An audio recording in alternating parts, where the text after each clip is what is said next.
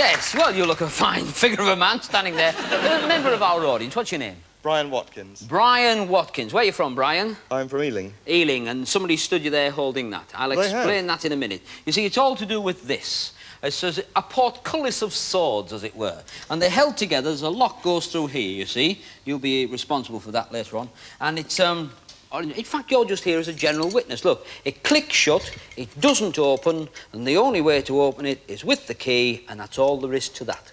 You've already, before the show started, examined all of these, and I'm now going to give you the option of choosing one by pulling out this bar, which locks them all in place. It fits through all the blades. Would you just pick one of these blades? It doesn't matter. Just pick any one. This one. This one? Happy? Yes. Okie dokie dokie. I'm going to take that out for you like that, slowly, so the people at home can see it as well. And as you can see, although you could have picked any one of them, you picked this, and it is solid. And this is why, of course, we ask you to hold the cucumber.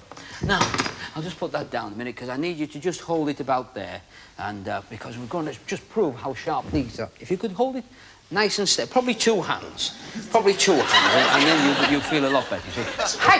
Now, you see how close to your fingers you were. Now, look, what you do, you see, it must be sharp to go through at that distance. Yes. It is.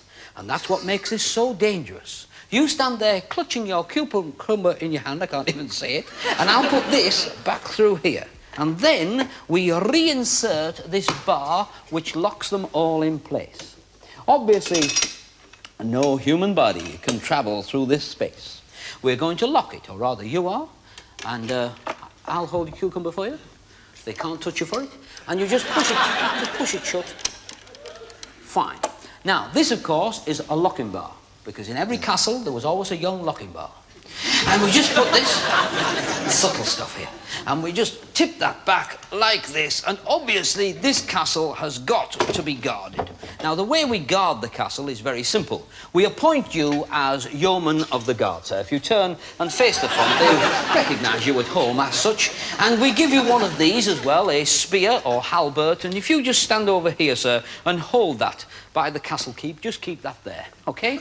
Now, there you are. Now, what was your first name again? Brian. Brian. I think it should be, you know, cucumbers at the ready. But beware of him, the dreaded executioner. Boo! The dreaded, oh, an evil person indeed. And he crushes people, you know, that enormous lump of thingy. What is it? It's granite. Yes, right? Now, this, of course, is the castle keep, in which you keep the damsel in distress, Debbie McGee. There she is, the damsel in distress, ladies and gentlemen. Very nice, Debbie. Yes, this damsel in distress is in distress, and what's this? Oh, of course, every damsel should have a frog, something to cuddle. You just stand to one side, and I shall now place this into the centre of the stage, and we start to build the castle up proper. This, of course, is the dungeons. These are the steps to the castle keep. The keep goes always on the top of the castle, and we pick it up and we put it on there. Now, once we've got that on there, we just steady that so that Debbie can get in, and away you go. Up she goes, and once she's at the top, our executioner provides us with the door again, and once the door is on, we will remove the steps. But at all times, please notice that you can see Debbie high above the castle. There she is. We'll put that in there and that in there, just like home, huh? Right, now, this is something that you must remember, ladies and gentlemen, as I kick aside the cucumber. This is important. You can see here all the blades. That's if you're sitting on that side of the audience. On this side of the audience, we can see all the handles. And they cannot be pushed through or pulled out because, let's face it, they have got the locking bar here with the lock still on it. Now the dreaded deed begins. Our executioner starts to lower the enormous rock, crushing Debbie. Guard the back, make sure she does not escape. Guard the back at all times, guard the back.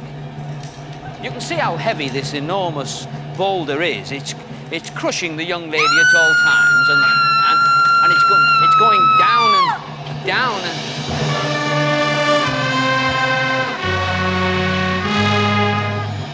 It's all his fault. Boo! His fault. Boo!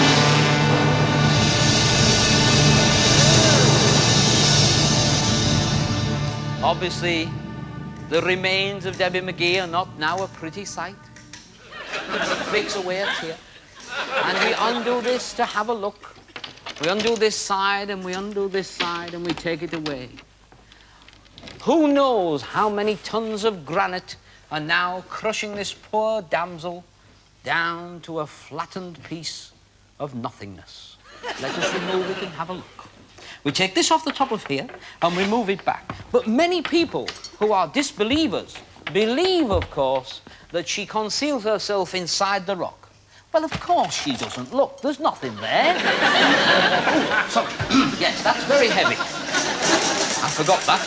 And if you just put your hand up there so they can all learn where you are. There is Debbie McGee, despite the fact that, in truth, all of these are now still as solid as they ever were. And if we just put that back on there and remove the door at the front, you'll see that she did travel through in one piece. Give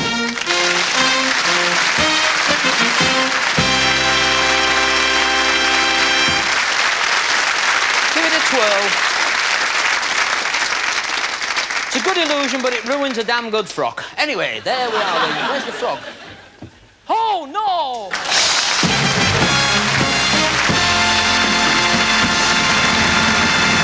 Ladies and gentlemen, dance star Mr. Graham Fletcher. Thank you for coming up. Ladies and gentlemen, Debbie McGee, Graham Fletcher.